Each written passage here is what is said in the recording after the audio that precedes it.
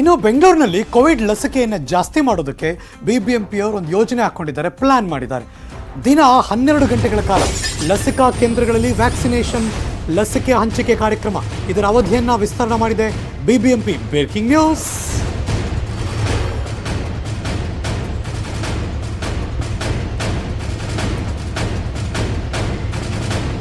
ಇದುವರೆಗೆ 6 ಗಂಟೆ ಟೈಮ್ ಲಸಿಕೆ ಕೊಡ್ತಿದ್ರು, ಈಗ ಡಬಲ್ ಅಂದರೆ ಬೆಳಗ್ಗೆ 10 ಗಂಟೆಯಿಂದ ಸಂಜೆ 4 ಗಂಟೆ ತನಕ ವ್ಯಾಕ್ಸಿನೇಷನ್ ಹಾಕ್ತಾ ಇದ್ರು.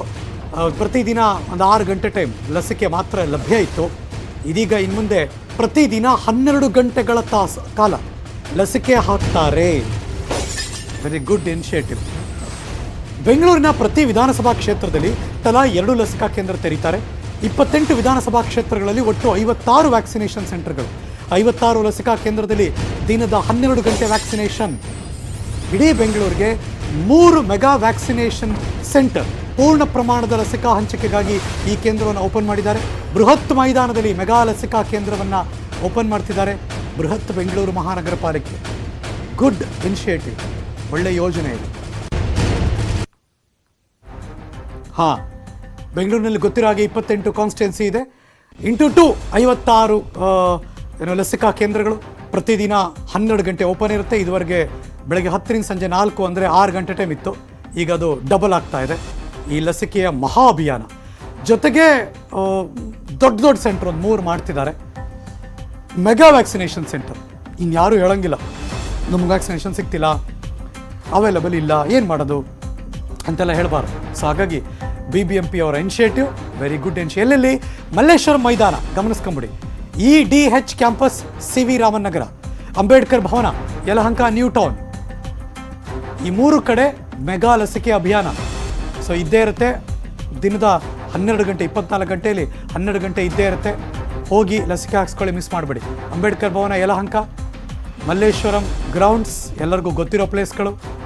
ಸೊ ಇನ್ನು CV ರಾಮನ್ ನಗರ 24 ತಾಸು ಅಂತ ಹೇಳೋದ್ ಬದಲು ನಮಗೆ ವರ್ಕಿಂಗ್ ಅವರ್ಸಲ್ಲಿ ಈಗ ನಾವು ಕೊಡ್ತಾ ಇರ್ತಕ್ಕಂಥ ಲಸಿಕೆ ಟೈಮಿಂಗ್ ಬಂದು ಬೆಳಗ್ಗೆ 10 ಗಂಟೆ ಶುರು ಮಾಡಿದರೆ ಸುಮಾರು 4 ಗಂಟೆವರೆಗೂ ಮಾಡಿ ಆನಂತರ ಕ್ಲೋಸ್ ಮಾಡ್ತೀವಿ.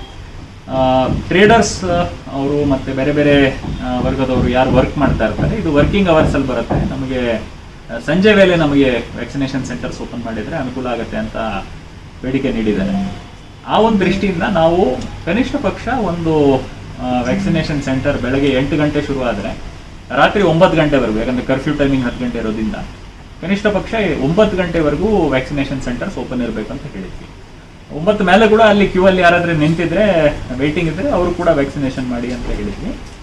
ಇಂಥ ಎಕ್ಸ್ಟೆಂಡೆಡ್ ಟೈಮಿಂಗ್ಸ್ ಬಂದು ನಾವು ಕನಿಷ್ಠ 2 ವ್ಯಾಕ್ಸಿನೇಷನ್ ಸೈಟ್ಸ್ ಪ್ರತಿ ಅಸೆಂಬ್ಲಿ ಕಾನ್ಸ್ಟಿಟ್ಯೂನ್ಸಿಯಲ್ಲಿ ಮಾಡ್ತಾ ಇದ್ದೀವಿ. ಸೊ ಸುಮಾರು 50 ಇಂಥ ಸೈಟ್ಗಳಲ್ಲಿ ಆಲ್ ಡೇ ವ್ಯಾಕ್ಸಿನೇಷನ್, ಯಾಕಂದರೆ ಒಂದು 12 ತಾಸು ವ್ಯಾಕ್ಸಿನೇಷನ್ ನಿರಂತರವಾಗಿ ನಡೆಯುತ್ತೆ. 2 ಶಿಫ್ಟಲ್ಲಿ ಮಾಡ್ತೀವಿ. ವ್ಯಾಕ್ಸಿನೇಟರ್ಸ್ ಕೂಡ 2 ಶಿಫ್ಟು, 2 ಸೆಟ್ ಆಫ್ ಡಾಕ್ಟರ್ಸ್ ಇರ್ತಾರೆ. ಬಹುತೇಕ ನಾಳೆಯಿಂದ ನಮಗೆ ಆಲ್ ಡೇ ವ್ಯಾಕ್ಸಿನೇಷನ್ ಸುಮಾರು 50 ಸ್ಥಳಗಳಲ್ಲಿ ಸಿಗತ್ತೆ. ಇದರ ಜೊತೆಗೆ ಬೆಂಗಳೂರು ಪ್ರಮುಖ ಸ್ಥಳಗಳಲ್ಲಿ ಒಂದು 2-3 ಬೃಹತ್ ಲಸಿಕಾ ಕೇಂದ್ರಗಳನ್ನು ಕೂಡ ಸ್ಥಾಪನೆ ಮಾಡಲಿಕ್ಕೆ ಆಲೋಚನೆ ನಡೆದಿದೆ. ಟೈಮಿಂಗ್ಸ್ ಅದೇ ಇರುತ್ತೆ, ಸುಮಾರು 8 ಗಂಟೆಯಿಂದ ಶುರು ಮಾಡಿ 9 ಗಂಟೆ 10 ಗಂಟೆವರೆಗೂ ಮಾಡ್ತೀವಿ. ಆದರೆ ಬೃಹತ್ ಪ್ರಮಾಣದಲ್ಲಿ ಒಂದೇ ಕಡೆಯಲ್ಲಿ ನಾವು ಹೆಚ್ಚು ಸಂಖ್ಯೆಯಲ್ಲಿ ಈ ಒಂದು ವ್ಯಾಕ್ಸಿನೇಷನ್ ಮಾಡಲಿಕ್ಕೆ ನೋಡ್ತಾ ಇದ್ದೀವಿ. ಎಲ್ಲಿ ದೊಡ್ಡ ಗ್ರೌಂಡ್ಗಳಿದೆ ಅಥವಾ ಆಡಿಟೋರಿಯಂ ಸ್ಪೇಸ್ ಇದೆ ಅಂಥ ಕಡೆ ಇಂಥ ಗುರುತು ಮಾಡಿ ನಮಗೆ ಹೇಳಿ ಅಂತ ಹೇಳಿದ್ವಿ. ಬಹುಶಃ ಇವತ್ತೊಳಗೆ ಹೆಲ್ತ್ ಆಫೀಸರ್ಸ್ ನಮಗೆ ಮಾಹಿತಿ ಕೇಳ್ತಾರೆ. ಒಂದು 2 ಅಥವಾ 3 ಇಂಥ ಸ್ಥಳಗಳನ್ನು ಈ ವಾರದಲ್ಲಿ ಶುರು ಮಾಡೋಣ ಅಂತಿದ್ವಿ.